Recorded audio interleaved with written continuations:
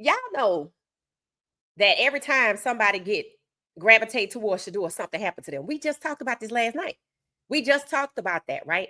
We just talked about how I think it was Gage when the reporter said out loud, "Wow, it seems like Gage can read and Shedeur can read each other's minds." And then what happened? Gage gets separated from Shedeur, and you got to go catch the ball for Dylan, right? Last night we threw Quinshon Junkins in there. We were like, wait a minute, something happened to Quinshon Junkins, and he and Shedeur were tight. I was talking about the video with the blue background. I have two photos with Shedeur and Quinshon. One was before the incident with Quinshon, when Shedeur had the helmet hair. And then the other one was when they played the Lions, Quinshon Junkins was back, and they were together in the photo. So they still, they still friends. So we threw Quinshon Junkins in there, Gage, Tony Brown. Don't forget, Tony Brown gravitated towards Shedeur because they was over there kicking on him.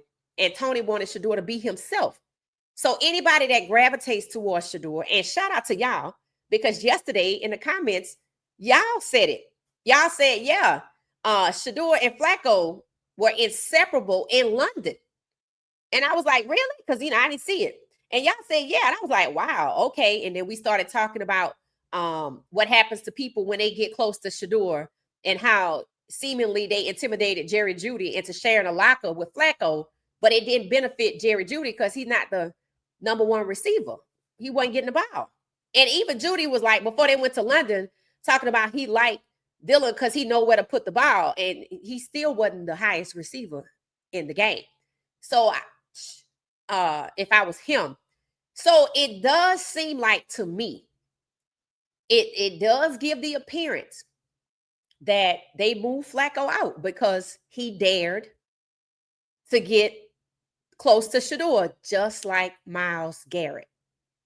What happened to Myles Garrett when he told Shedeur, "We're going to need you"? We found out about his 8th speeding ticket, but we didn't know about 7, 6, 5, 4, 3, 2, 1. So they're trying to make Shedeur a pariah. They're being abusive. That's all it is.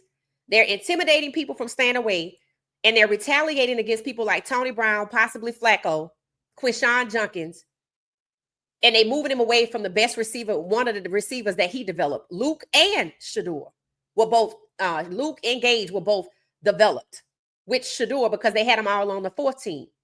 So Shedeur goes out there, just like he did at Colorado, wide receivers looking good, and they took Luke and they took Gage away. So retaliation, intimidation, that's what we're seeing with the people that gravitate towards Shedeur. Now, there's one person, they haven't done anything to him. I'm not going to say his name because I ain't trying to put nothing out there.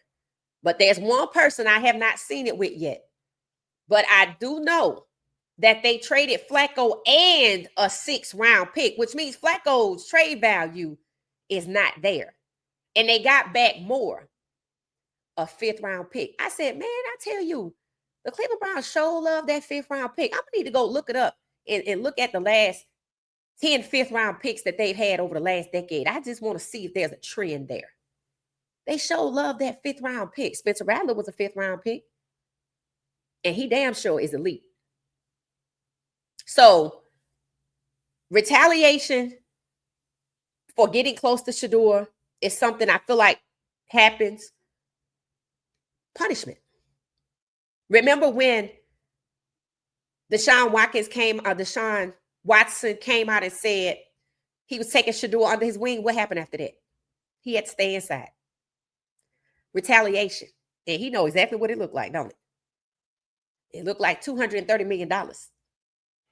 Intimidation. Jerry Jeudy forced to share a locker with Flacco, who ain't even there. So what was the point of that? And let's be clear. After the Lions game, there was no intent to even demote Flacco out of the QB1 spot. That just happened on the way to London. Somebody said Flacco missed the walkthrough. I don't know. If you know anything about that, you let me know. I just said question mark, because I hadn't heard that. But it seems like there was a sudden change away from Flacco to Dylan. Now, I don't really hear people talking about Dylan. I don't know what they were going to do going into this Pittsburgh game.